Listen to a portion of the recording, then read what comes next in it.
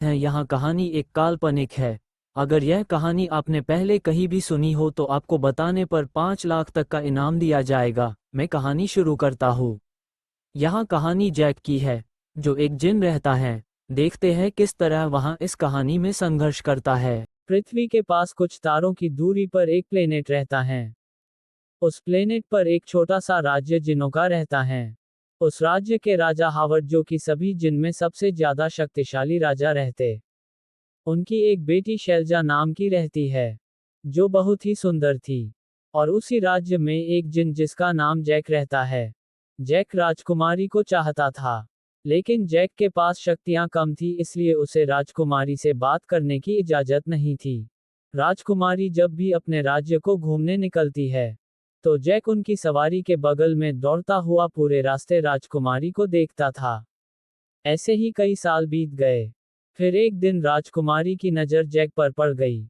Jack के पास शक्तियां भले ही कम थी, लेकिन वहां दिखने में बहुत ही सुंदर था। इसलिए राजकुमारी ने भी उसे पहली ही नज़र में पसंद कर लिया। अब राजकुमारी जब भी राज्य घूमने अकेली निकलती थी, तो जैक को अपने साथ ले जाती थी। अब धीरे धीरे दोनों की बात आपस में बढ़ने लगी।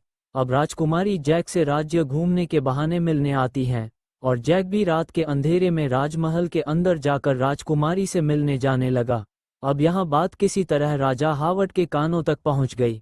राजा ने तुरंत जैक को पकड़ने का आदेश दिया। जैक को पकड़कर राजा के सामने पेश किया गया। जब जैक को राज्य की सभा में पेश किया, तो जैक ने और राजकुमारी दोनों ने आपस में प्रेम की बातें और शादी करने का प्रस्ताव राजा के सामने रखा। लेकिन राजा को यहाँ कतई मंजूर नहीं था कि एक छोटा सा जिन उसकी बेटी से शादी करें। राजा अपनी शक्तियों पर घमंड था। उसने राजकुमारी को कमरे में बंद कर दिया और आदेश सुनाया कि आज से ठीक 1 साल बाद राजकुमारी विवाह योग्य हो जाएगी। तब उनका स्वयंवर रखा जाएगा, और जो भी स्वयंवर की चुनौती को पार करेगा और अपनी शक्तियों का प्रदर्शन करेगा, वही मेरी बेटी से विवाह करेगा। ऐसा बोलते हुए उसने फिर जैक को सजा सुनाई कि तू अब पृथ्वी पर कैद रहेगा। ऐसा बोलते ही उसने जैक को अपनी शक्तियों से एक लोटे में बंद करके पृथ्वी पर फेंक दिया। जैक उसी लोटे में बंद समुद्र की गहराई में आकर गिरा। इस समुद्र के किनारे एक छोटा सा गांव था। उस गांव में एक बहुत ही गरीब बूढ़ा व्यक्ति और उसका बेटा रहते हैं। कुछ ही समय पहले उस बूढ़े व्यक्ति की पत्नी का स्वर्गवास हुआ था। उसने अपनी पत्नी के पिंडदान के लिए इस गांव के साहूकार से पैसे लिए थे। उन पैसों को चुकाने के लिए वहां बूढ़ा व्यक्ति और उसका बेटा समुद्र में मछली पकड़ने का काम करते थे। फिर कुछ दिन बाद उस बूढ़े व्यक्ति की भी तबीयत खराब हो गई और उसकी भी मृत्यु हो गई। अब लड़का अकेला बचा हुआ था। साहूकार ने अपने पैसे प्राप्त करने के लिए उस लड़के को उसके घर से निकालकर उसके घर पर कब्जा कर लिया था। लड़का रोते हुए समुद्र के किनारे बैठा हुआ था। अब लड़के को किसी भी तरह अपना घर लेना था और अपने पिता का पिंड दान करना था। उसने उसके पिता की तरह मछली पकड़ने का निश्चय किया। अगले दिन सुबह ही वहां अपना जाल और नाव लेकर समुद्र किनारे आ गया और मछलियां पकड़ने लगा। ऐसे ही कई दिन उसको मछलियां पकड़ते और बेचते हुए हो गए। लेकिन उसके पास कोई घर नहीं था, इसलिए वहां समुद्र के किनारे ही सो गया। अचानक चांदनी रात में उसे समुद्र के अंदर कोई चमकती हुई वस्तु दिखाई दी। वहां तुरंत खुश हुआ और दौड़ा दौड़ा समुद्र के पास गया और समुद्र में छलांग लगा दी। उसने उस चमकती हुई वस्तु को बाहर निकाल कर देखा, वहां एक चमकदार लोटा था। वहां खुश हुआ और उसने उस लोटे को खोलकर देखा। उसमें से अचानक सफेद धुआं बाहर आया और उस धुएं में जैक खड़ा था। लड़का अचानक जैक को देखकर डर गया और डरते हुए बोला, कौन हो तुम? तब जैक ने अपनी पहचान बताई और उसकी उस लोटे के अंदर बंद होने की कहानी भी।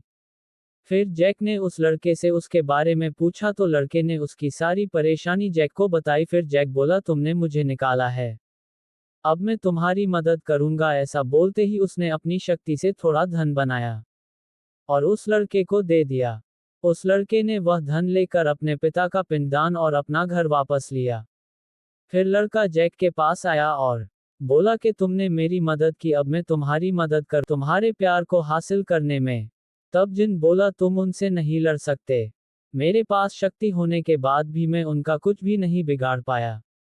तुम्हारे पास तो कोई भी शक्ति नहीं है, तुम मेरे साथ उनसे कैसे लड़ोगे? तब लड़का बोला, हम उनसे लड़ने नहीं जाएंगे।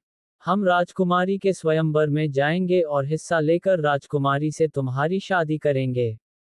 तब जैक बोला कि वहां मुझसे कई ज्यादा ताकतवर जिन आएंगे, तो मैं किस प्रकार जीतूंगा ये स्वयंवर?